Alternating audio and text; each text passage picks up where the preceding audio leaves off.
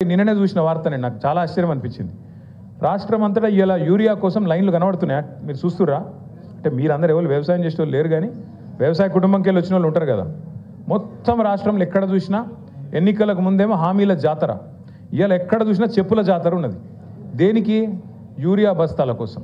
మరి 10 ఏళ్ళు లేనిది ఇప్పుడేమైందిరా అయ్యా అని తెలుసుకుంటే మాకు స్పష్టమైన సమాచారం వచ్చింది. మొత్తం కాంగ్రెస్ వాళ్ళే యూరియా కూడా బుక్కుతున్నారు, డైవర్ట్ చేస్తున్నారు, బ్లాక్ మార్కెట్లో అమ్ముకుంటున్నారని సమాచారం వచ్చింది. నేను నిన్నగాక మొన్న గద్వాల పోయినా.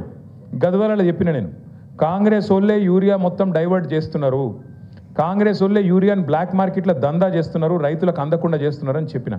చెప్తే నన్ను నిన్నవాడు కాంగ్రెస్ వాడు తిట్టిండు, యూరియా అని అంటావా నువ్వు, అట్లా ఇట్లా డామ్ డుసుకొని తిట్టిండు. ఇప్పుడు పొద్దున వార్త చూస్తే ఇక వీళ్ళ మిర్యాల కూడా ఎమ్మెల్యే కొత్తగా గెలిచిన కాంగ్రెస్ ఆయన ఉన్నాడు కదా, ఆయన గన్మ్యాన్ ఒక లారీ యూరియా తీసుకుపోయిండట. ఆయన గన్మెన్. మరి గన్మెనే లారీ యూరియా తీసుకపోతే ఎమ్మెల్యే ఎంత ఎత్తుకపోవాలి? ఇక మరి మీరు ఒక లారీ లోడ్ గన్మెన్ ఎత్తుకపోతే ఎమ్మెల్యే సాబ్ కనీసం ఒక గోదామని ఎత్తుకపోవన్నా వద్దా? ఇజ్జత్కా సవాల్. గట్లున్నది కాంగ్రెస్ వాళ్ళ కథ. ఆఖరి యూరియా కూడా బుక్తారే, నాకు అర్థం కాదు. అది కూడా తింటారా? రైతుల నోటికాడి ముద్ద గసంటోళ్ళు కాంగ్రెస్ వాళ్ళు. ఇక వాళ్ళు చెప్పిన అబద్ధాలు ఇని ఇప్పుడు వస్తారు మళ్ళీ గంగలరావు నగర్కి, తుమ్మల నాగేశ్వరరావు వస్తారు, పెద్ద మనిషి మంత్రి కాబట్టి ఆయన కొద్దిగా వజూదు ఉంటుంది, ఏమని చెప్తే మన వజన్ ఉంటుందేమో అని మనం అనుకుంటాం. వచ్చి చెప్తాడు, అమ్మ మీకు తులం బంగారం ఇస్తా అంటాడు. ఈరోజు నేను చెప్తున్నా, రాసి పెట్టుకొని తులం బంగారం కాదు, వీళ్ళు మీ మెడల పుస్తలతాడు గుంజుకోకపోతే వాళ్ళే గొప్పోళ్ళు. పచ్చి లంగాలు కాంగ్రెస్ వాళ్ళు.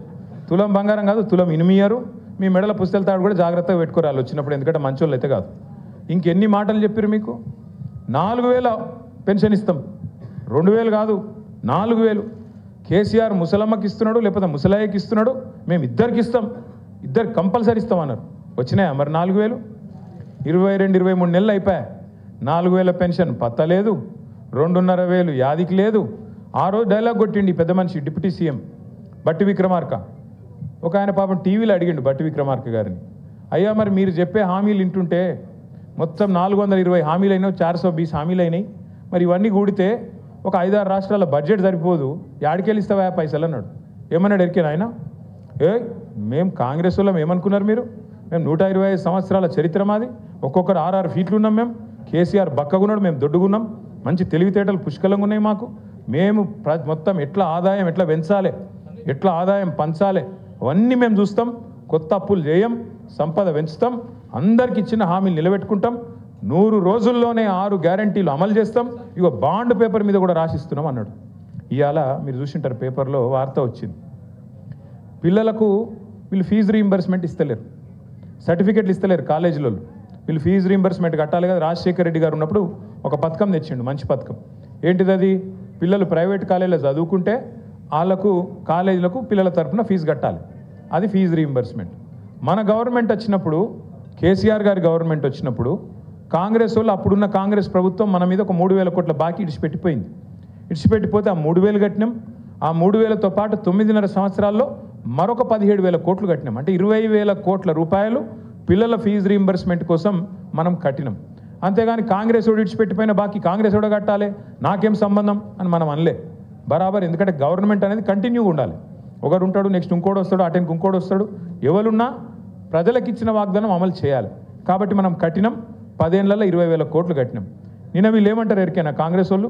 డిప్యూటీ సీఎం, ఏ డిప్యూటీ సీఎం అయితే మాట ఇచ్చిండో మాకు తెలుసు, 100 సంవత్సరాల పార్టీ, 120 సంవత్సరాల పార్టీ, రాష్ట్రాన్ని ఎట్లా నడపాలో మాకు తెలిసినట్టు ఎవరికి తెలియదు అని చెప్పిన పెద్ద మనిషి నిన్న చెప్తున్నాడు, మీకు ఫీజు రీయింబర్స్మెంట్ ఇస్తున్నందుకు మా అక్కడ పైసలు లేవట విద్యార్థులకు.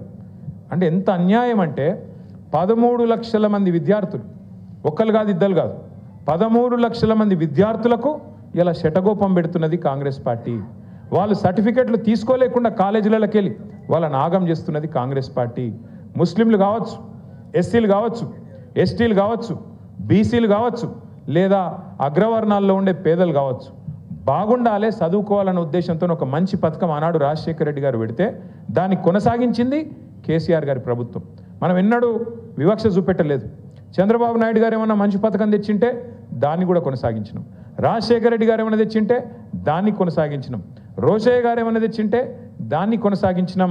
అట్లాగే కిరణ్ కుమార్ రెడ్డి ఏమైనా మంచి పని చేస్తే దాన్ని కూడా కొనసాగించినాం. తర్వాత మన పథకాలు మనం తెచ్చినాం.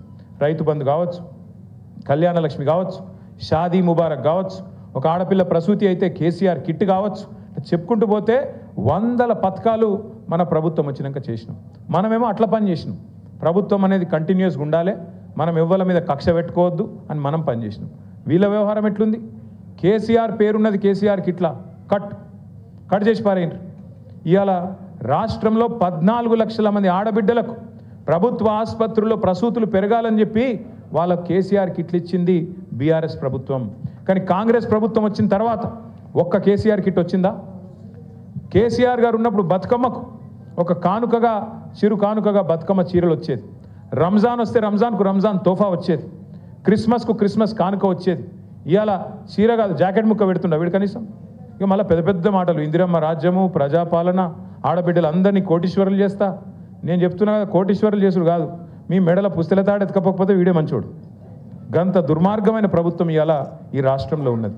ఫీజు రీయింబర్స్మెంట్కు పైసలు లేవు, తులం బంగారంకు పైసలు లేవు, రైతు బంధుకు పైసలు లేవు, 4000 పెన్షన్కు పైసలు లేవు, 2500కు పైసలు లేవు, రుణమాఫీకి పైసలు లేవు. ఆఖరికి మీ వెంగళరావు నగర్ డివిజన్లో రోడ్డు మీద పొక్కలు పడితే పొక్కలు ఉడిస్తేందుకు పైసలు లేవు, లైట్లు వెలుగుతలేవు, చెత్త తీసేటోడు దిక్కులేడు. ఇది వాస్తవం. ఇవాళ నేను చెప్పేది వాస్తవమా కాదా? పట్టించుకుంటోడు ఉన్నాడు ఇవాళ రాష్ట్రంలో? ఎవరి పనుల వాళ్ళు ఒకటే బిజీగా ఉన్నారు. చందానగర్లో మొన్న పొద్దున పూట, మనకి ఎక్కువ దూరం కూడా కాదు, 4-5 కిలోమీటర్ల అవతల చందానగర్లో పొద్దున పూట బంగారం షాప్ మీద పడి దొంగలు తుపాకులు పట్టుకొని ఆయనతో దోసుకొని పోయారు. చూసిరా టీవీలో లేదా? ఇలా పట్టించుకుంటోడు లేడు హైదరాబాద్లో. భయం లేదు, భక్తి లేదు. ఎందుకంటే వీళ్ళే దోసుకోవట్రు, దండుపాలెం బ్యాచ్ లెక్క వీళ్ళే మోపోయింది. ఇక వాళ్ళకు ఇంకోటి దొంగ ఎందుకు భయపడతాడు? చిన్న దొంగ పెద్ద దొంగ. చిన్న దొంగలు పెద్ద దొంగకు భయపడతారా? అందుకే ఇవాళ డే లైట్ మర్డర్స్ అవుతున్నాయి. క్రైమ్ రేట్ 41% పెరిగింది. సీసీ కెమెరాలు పనిచేస్తలేవు. ఆఖరికి గల్లీలో పెట్టిన లైట్లు పనిచేస్తలేవు, బుగ్గలు పనిచేస్తలేవు. కింద పొక్కలు పడితే పొక్కలు ఊడ్చేటోడు కూడా లేడు, పట్టించుకున్నోడు లేడు. వీళ్ళట జూబ్లీ హిల్స్లో మాగంటి గోపీనాథ్ ఆశయాలు మేము కొనసాగిస్తాం, మేము ఇది చేస్తాం, అది చేస్తాం అన్న చెప్పింది, సుధీరన్న చెప్పింది కరెక్ట్. రేపు తెల్లారి ఎలక్షన్ అయిపోయిన తెల్లారి నవంబర్ మాసం తర్వాత ఇవాళ మీ ఇండ్ల చుట్టూ తిరుగుతున్న ఈ కాంగ్రెస్ నాయకులు ఒక్కడంటే ఒక్కడు మళ్ళీ అడ్రస్ కూడా లేకుండా వారిపోతారు, ఫోన్ నెంబర్లు కూడా మార్చుకుంటారు.